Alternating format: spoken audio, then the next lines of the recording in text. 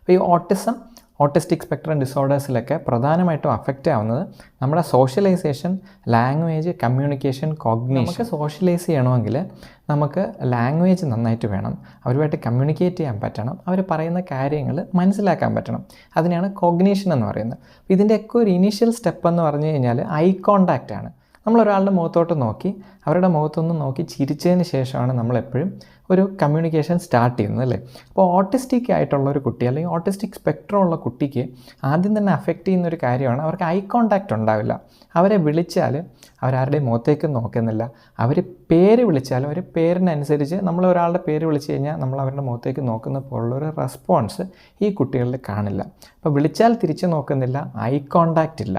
രണ്ടാമത്തെ കാര്യം ഒരു സോഷ്യൽ സ്മൈലാണ് കുട്ടികളെ സംബന്ധിച്ചിടത്തോളം ആദ്യമുള്ളൊരു സോഷ്യലൈസേഷൻ്റെ സ്റ്റെപ്പ് എന്ന് പറയുന്നത്. അപ്പോൾ ഒരാളുടെ മുഖത്തേക്ക് നോക്കുന്നുമില്ല, മുഖത്ത് നോക്കി ചിരിക്കുന്നുമില്ല. അപ്പോൾ ഇങ്ങനെയുള്ള കാര്യങ്ങളാണ്